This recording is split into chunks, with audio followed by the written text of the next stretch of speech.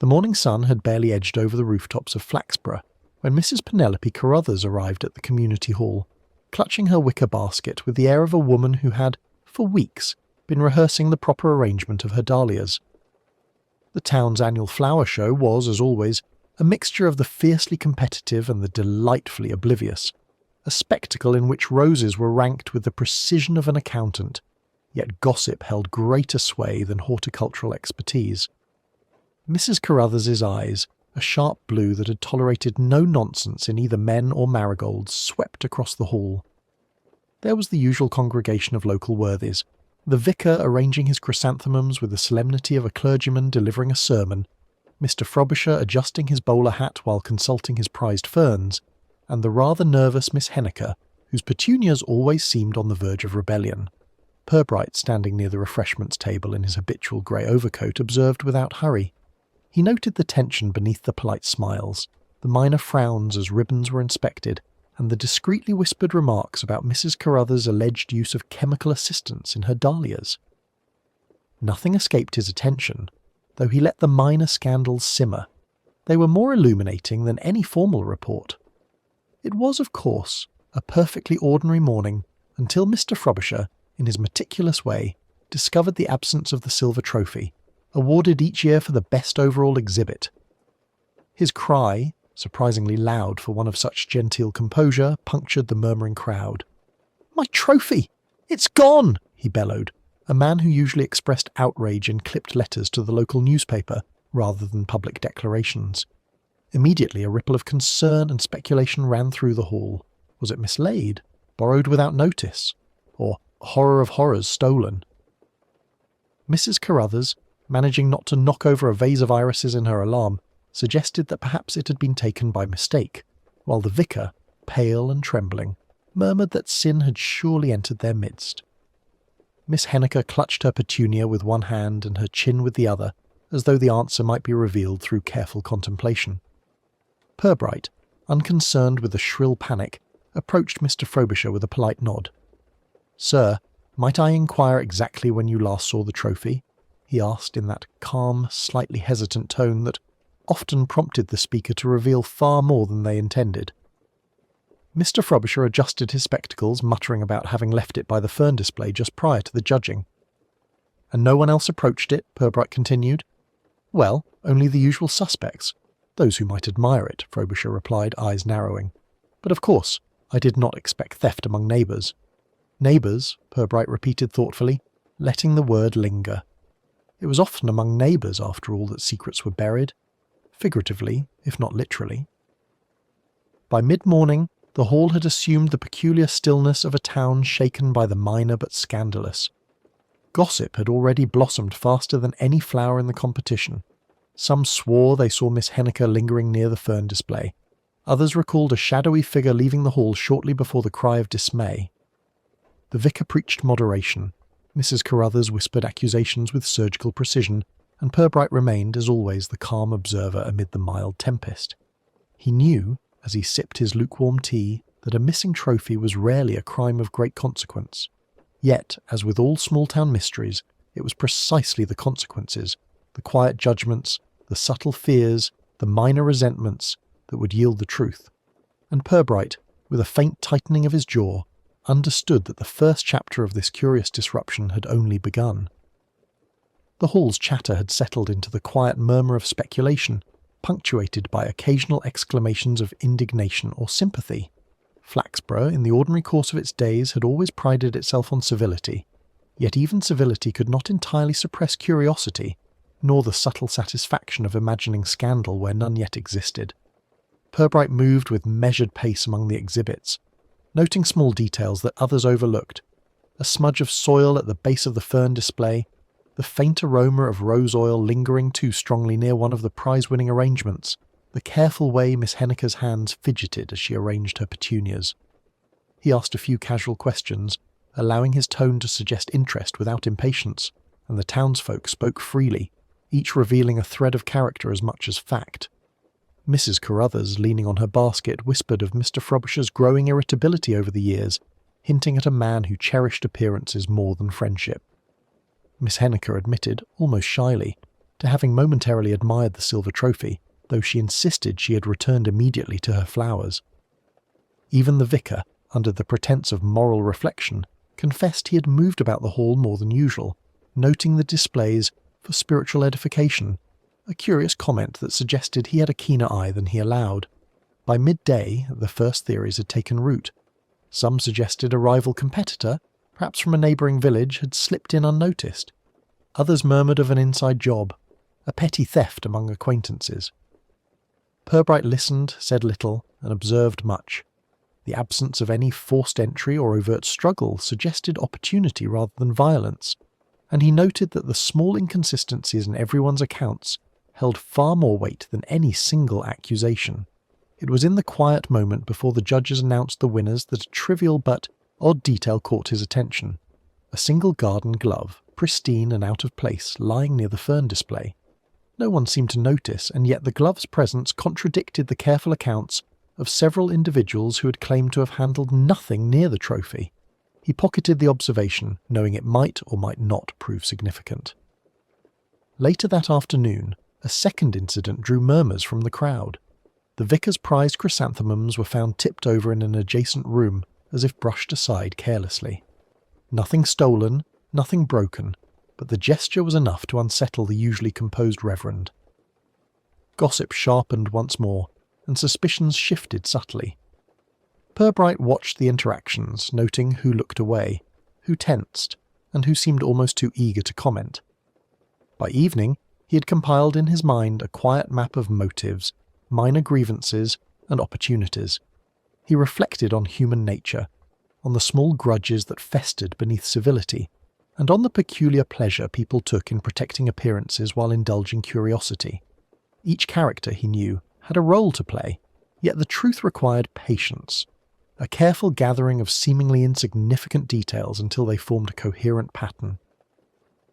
Purbright returned to his office, laid the notes before him, and allowed the threads to settle. One small question, he decided, would guide the next step. A polite yet deliberate remark during his follow-up inquiries, enough to unsettle anyone with something to conceal. For in Flaxborough, as in all towns, it was rarely the act itself that betrayed the culprit, but the manner in which ordinary people responded to the ordinary day disrupted by an unusual event. The following morning, Purbright returned to the community hall with the quiet precision of a man who measured time not by clocks but by opportunity. The hall was empty, save for a few early risers arranging chairs and polishing the last of the silverware, yet every surface, every scent and every creaking floorboard seemed to whisper of yesterday's disturbances. He began with the trophy case, now locked and under the temporary custody of the town clerk. The silver cup gleamed, ordinary and inconspicuous, yet in its ordinariness lay the puzzle's subtle provocations. He called upon Mr. Frobisher first, noting the careful stiffness in the man's shoulders. "I understand you saw nothing amiss immediately before the trophy vanished?" Purbright asked, his tone light, polite, yet edged with a kind of quiet insistence. Frobisher's response was measured, precise, as though each word had been rehearsed, yet the twitch in his left eyelid betrayed the smallest irritation at being questioned. Next, Miss Henniker, whose delicate demeanour suggested that she might shatter under pressure, admitted to lingering near the fern display. "I merely wished to observe," she insisted, hands pressed together, the faint scent of roses rising from her dress. I touched nothing, I assure you," Purbright nodded, noting her insistence and the subtle defensiveness that accompanied it. Mrs. Carruthers, sharp-eyed and socially formidable, leaned on her basket and allowed a small smirk to touch her lips. "Of course one must wonder at human nature," she said lightly, implying more than she revealed. Her tone carried the underlying suggestion that she knew more than she was sharing, yet she refused to elaborate.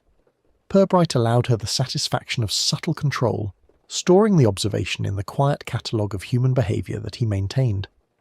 Later, a deliberate question posed to the vicar yielded a tiny, telling hesitation. He had spoken with such composure the day before. Today, however, the mention of the glove by the fern display seemed to catch him off guard. "A glove?" he repeated, brows knitting together. "I had not noticed. Surely it is of no consequence." Purbright made no comment, only noted the faint tremor in the man's voice, storing it for the future. By mid-morning, Purbright had begun what he considered his most effective stage of inquiry, the casual observation of human reaction under contrived yet benign circumstances. He arranged a small tea for the key individuals in the hall, presenting it as routine hospitality.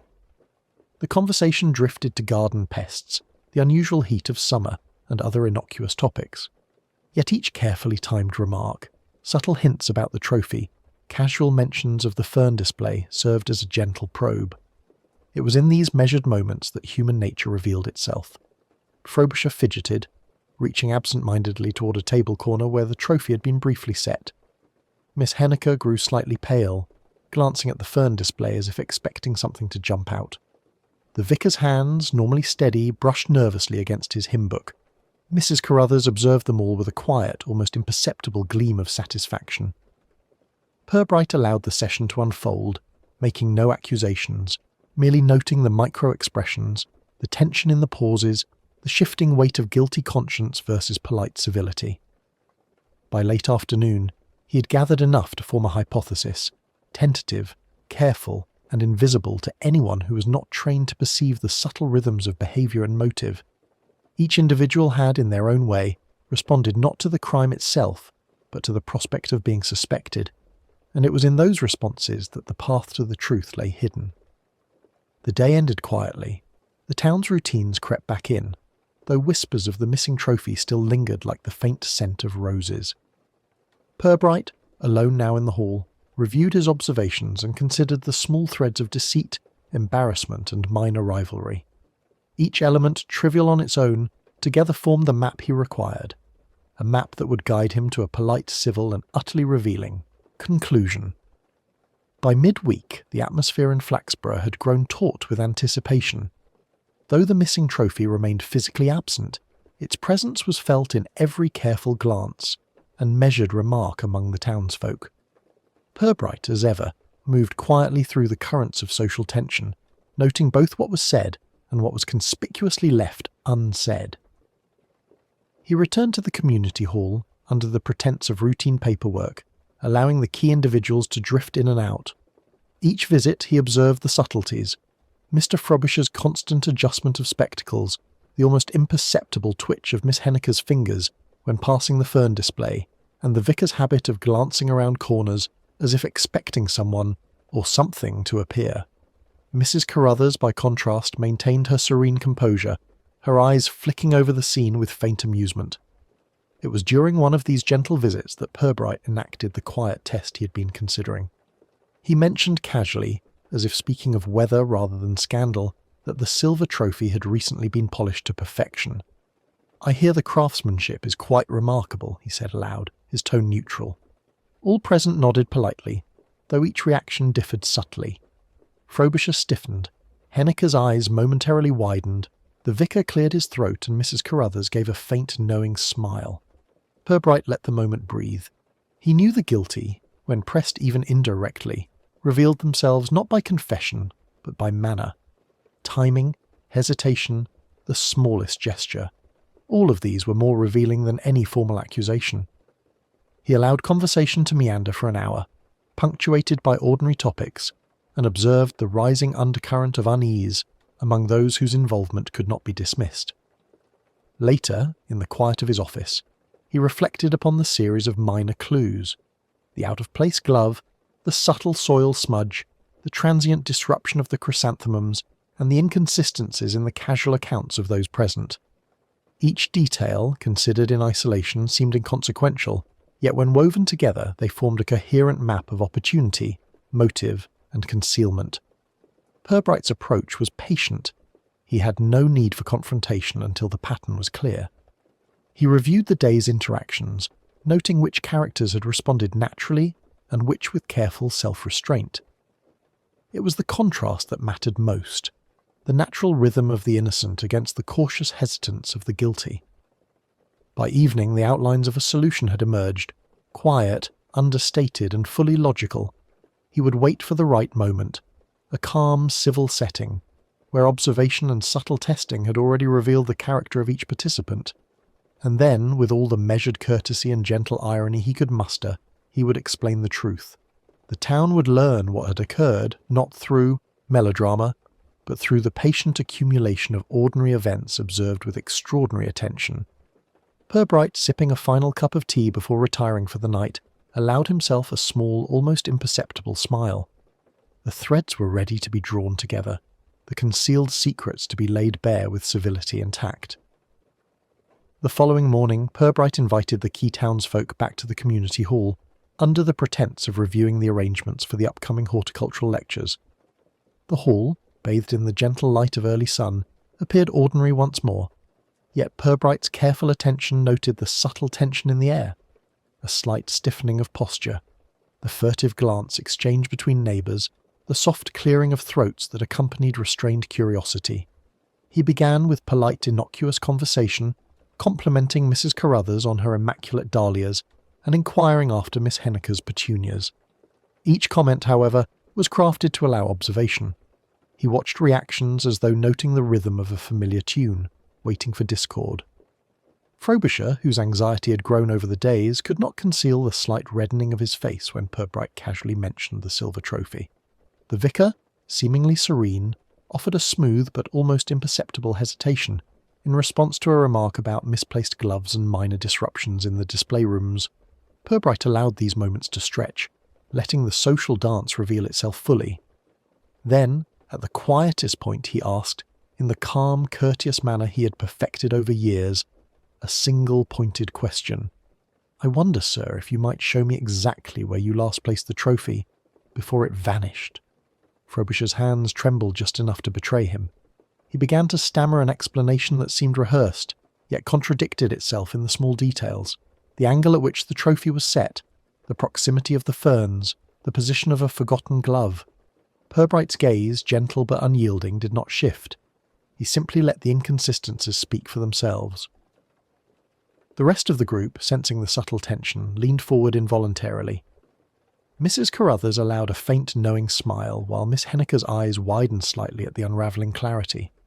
The vicar, ever composed, simply observed, his hands folded neatly on the table, and said nothing.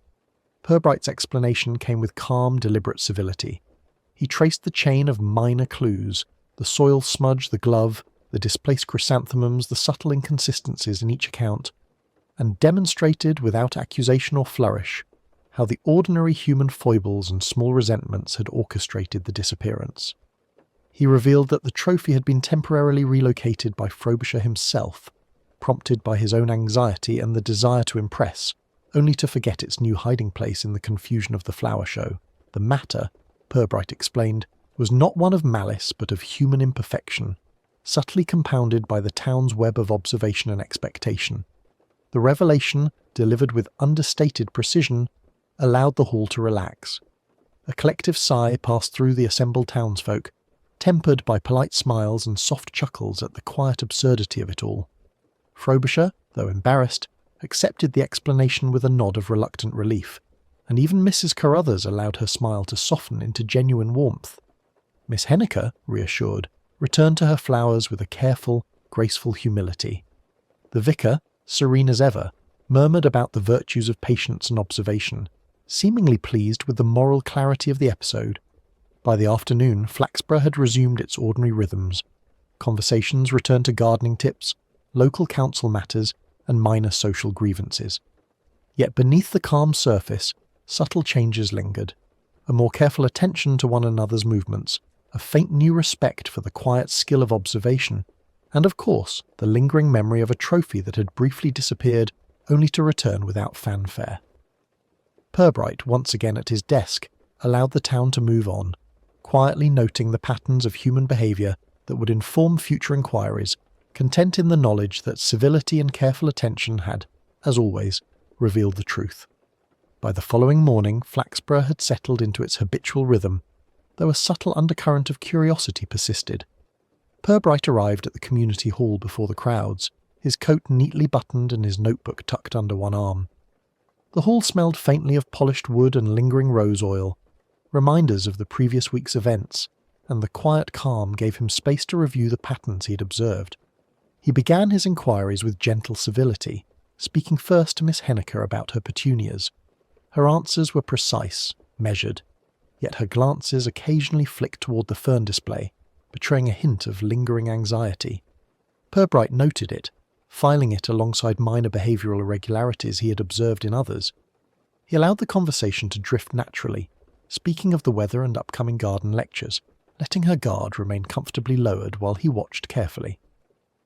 Next, he addressed Mr. Frobisher, inquiring once more about the silver trophy, though now with a subtle shift in tone. "I was thinking of the trophy's craftsmanship last evening," he said softly. "Such a refined object surely invites admiration, does it not?" Frobisher adjusted his spectacles and paused, the smallest flush creeping across his face. Purbright noted the hesitation, the way Frobisher's hands twisted nervously, and made a quiet mental note. The combination of pride, anxiety, and opportunity was never a reliable alibi. Mrs. Carruthers, observing from a distance, allowed a faint smile as if she understood more than she revealed. She made a passing comment about the vicar's chrysanthemums, and Purbright caught the subtle edge in her voice, a suggestion that even the most composed could falter when their routines were disturbed. The vicar himself remained reserved, though a minor lapse, a pause before answering a casual question about the misplaced glove, did not escape Purbright's attention. As the morning progressed, Purbright enacted his deliberate test. He arranged a small, informal tea in the hall, ostensibly to discuss the forthcoming flower lectures, but in reality to observe how the assembled individuals responded to carefully placed hints.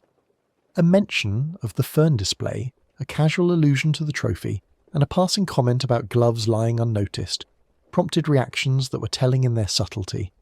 Frobisher shifted uneasily, Miss Henniker's fingers twitched, and even the vicar's gaze lingered on a corner of the room slightly longer than necessary.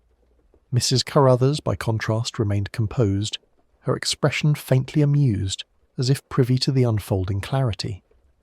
Purbright allowed the afternoon to unfold with measured patience, letting conversations drift toward innocuous topics while observing the micro-gestures and social rhythms that revealed character.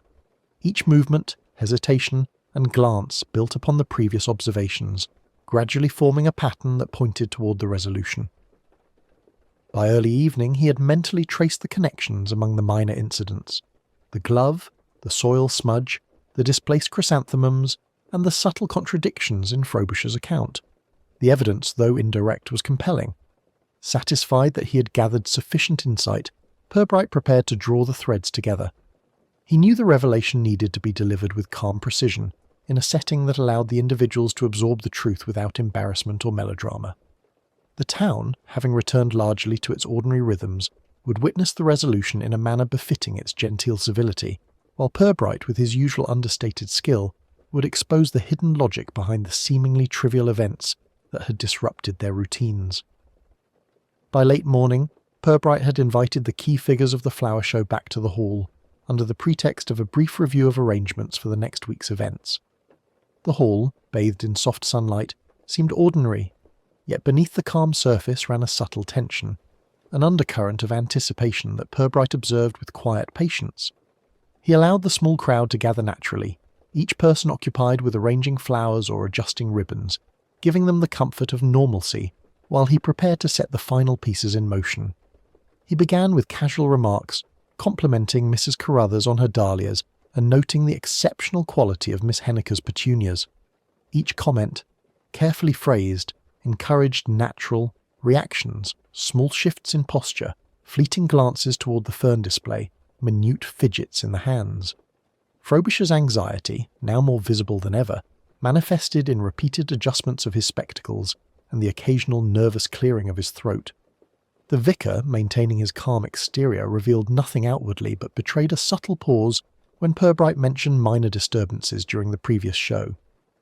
After allowing conversation to drift, Purbright introduced the gentle test he had planned. "I hear the trophy has been polished to a remarkable shine," he remarked casually, his tone neutral, almost conversational. "It must have been a careful hand to maintain such brilliance." The room, ostensibly engaged in idle talk, reacted nonetheless. Frobisher flushed and shifted uncomfortably. Miss Henniker's fingers twitched, betraying her inattention. Even the vicar, serene as ever, momentarily hesitated in response. Mrs. Carruthers, by contrast, offered only a faint knowing smile, as if she had anticipated this moment all along. Purbright allowed the tension to build quietly, letting the natural rhythms of behaviour reveal the necessary truth. Each gesture, each hesitation, each incongruous glance formed part of the subtle evidence he'd been accumulating. He observed how the individuals interacted not with the crime itself, but with the perception of being observed, understanding that guilt and anxiety often manifest in the smallest details. Finally, with the hall sufficiently prepared and attention subtly focused, Purbright spoke with his characteristic calm authority. He traced the sequence of minor incidents: the out-of-place glove near the fern display, the faint soil smudge, the displaced chrysanthemums, and the discrepancies in the various accounts given during the initial inquiries.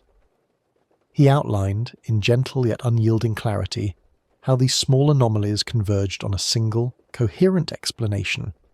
The trophy had been moved temporarily by Frobisher himself, prompted by a combination of pride, anxiety, and distraction. The act had been entirely accidental in intent, yet the misplacement and subsequent secrecy had caused the cascade of concern, gossip, and subtle suspicion. The room fell silent, the revelation sinking in without need for dramatic emphasis. Frobisher, though flushed with embarrassment, accepted the explanation with quiet relief. Miss Henniker, reassured, returned to her flowers with careful composure. The vicar nodded, pleased at the orderly resolution and the civility preserved, while Mrs. Carruthers allowed her faint smile to soften into genuine amusement. As the afternoon progressed, Flaxborough resumed its routines. Conversations returned to ordinary matters: gardening, local council affairs, and minor social observations. The subtle shifts of awareness, the heightened attentiveness to small details, lingered beneath the surface, a gentle reminder of the events that had momentarily disrupted the town's placid rhythm.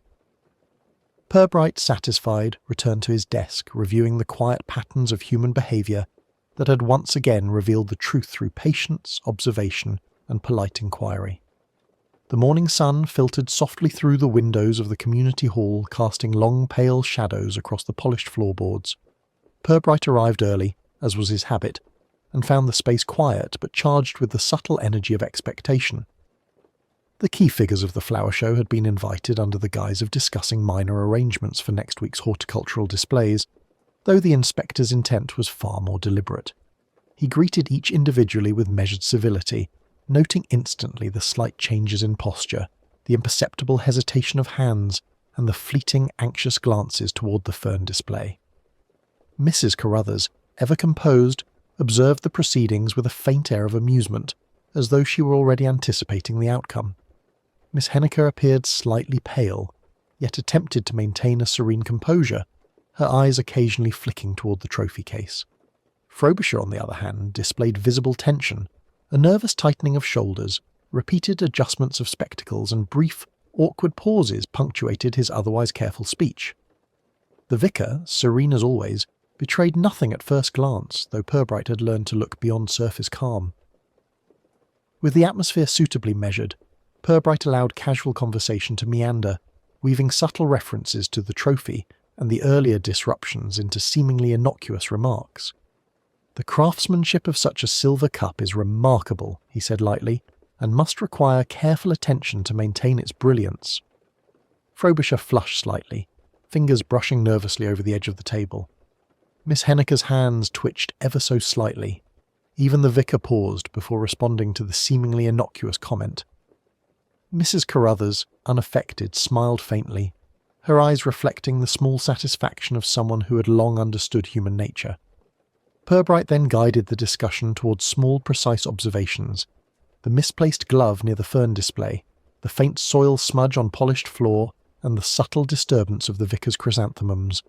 Each detail, mentioned with casual authority, prompted reactions that were telling without being overt. Frobisher fidgeted. Miss Henniker's gaze flickered. The vicar's voice wavered ever so slightly before settling back into measured calm. Purbright watched with the patience of a man who understood that revelation was less about dramatic exposure and more about the quiet unspooling of human behaviour under gentle scrutiny. Finally he addressed the assembly directly, though still with gentle politeness. He traced the sequence of minor but significant events, linking them to the behaviours he had observed over the past days. The trophy, he explained, had been temporarily moved by Frobisher in a moment of anxious misjudgment, a combination of pride, distraction, and the desire to safeguard the prize. The minor inconsistencies, the glove, the soil smudge, and the brief disturbance of the chrysanthemums all fit neatly within this sequence, revealing an entirely human, entirely understandable error rather than any deliberate malice. The room absorbed the explanation in a hush of polite civility.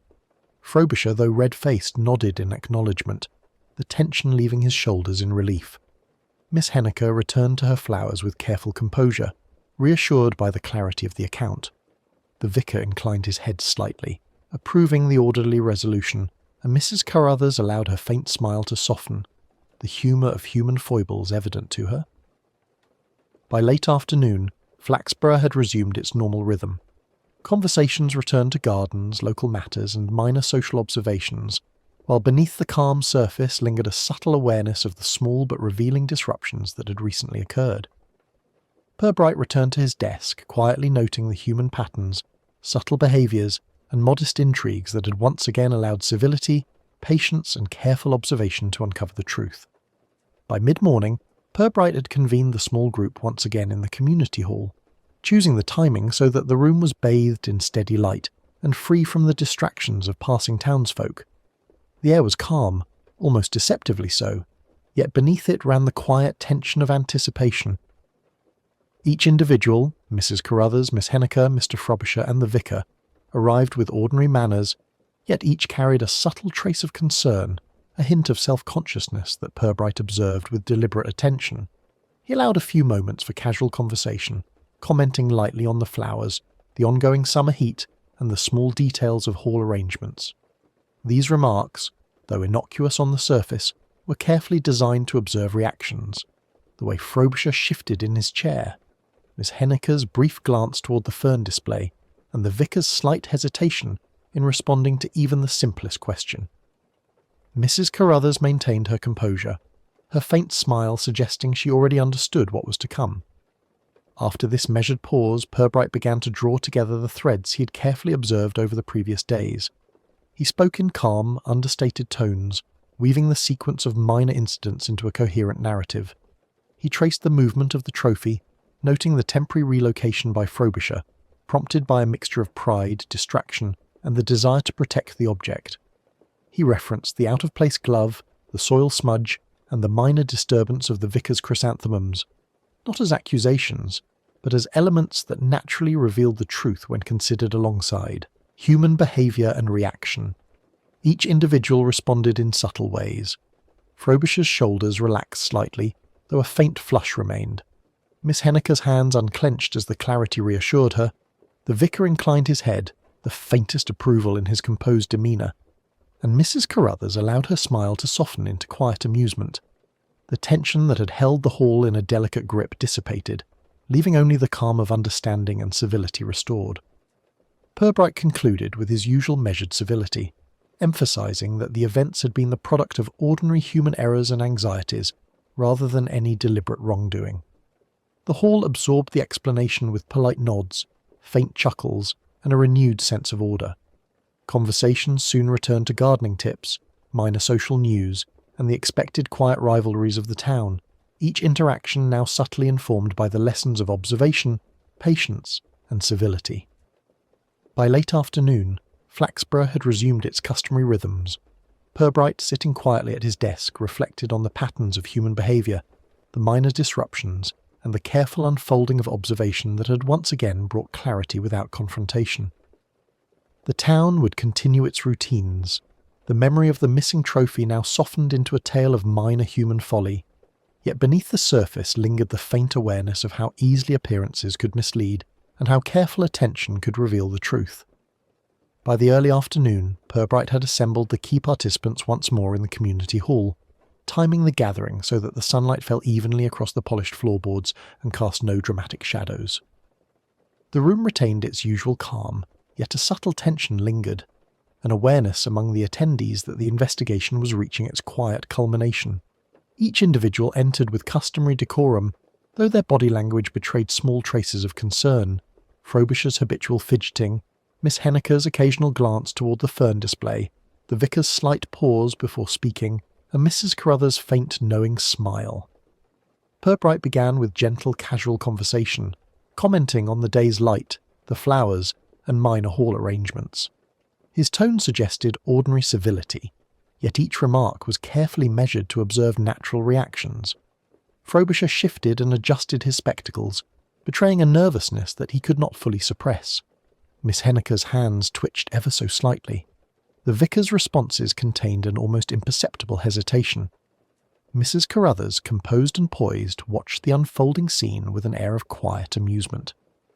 After a period of unobtrusive observation, Purbright guided the discussion toward the earlier disturbances with calm precision.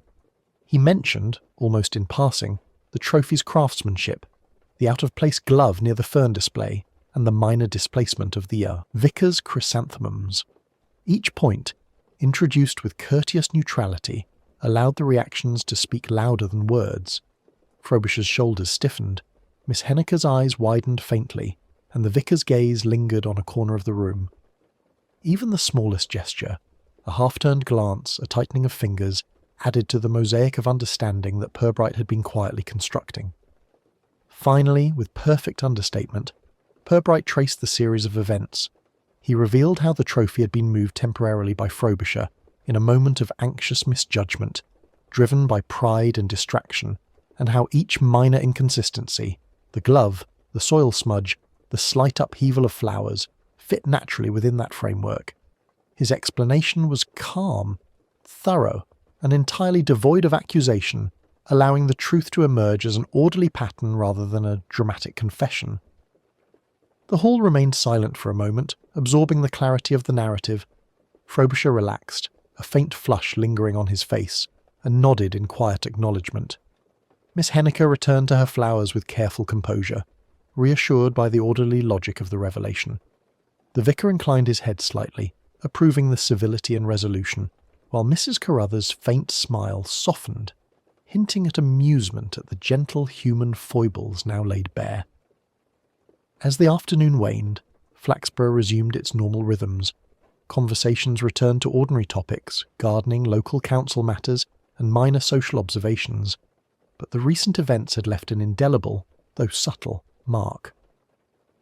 The townsfolk moved through their routines with a slightly heightened awareness of human behaviour, of small errors, and of the quiet logic that guided Purbright's careful deductions. Purbright himself returned to his desk, content in the knowledge that observation, patience, and civility had, once again, revealed the truth without need for melodrama or confrontation.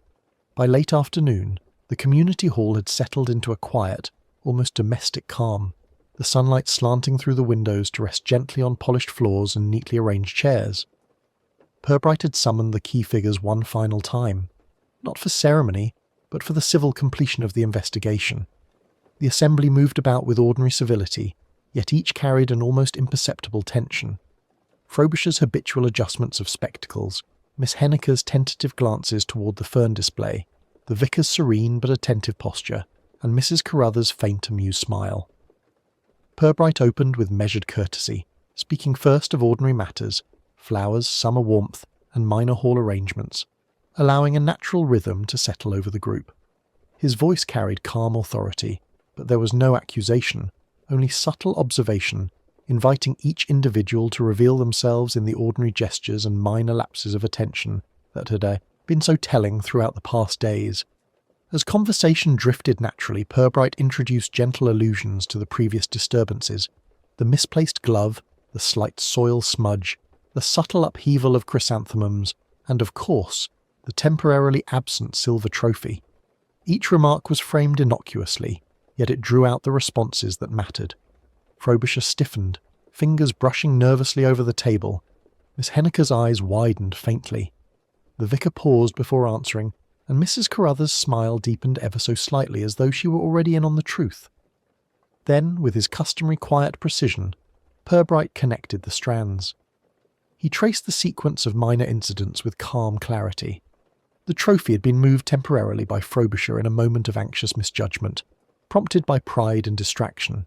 Each trivial inconsistency, the glove, the soil smudge, the slight displacement of flowers, fit seamlessly into this explanation. Purbright's words were deliberate, understated, and entirely free from dramatics, allowing the logic of the situation to speak for itself. The revelations sank into the hall with polite serenity. Frobisher relaxed, flushed but relieved, acknowledging the orderly conclusion. Miss Henniker returned to her flowers with a gentle composure restored.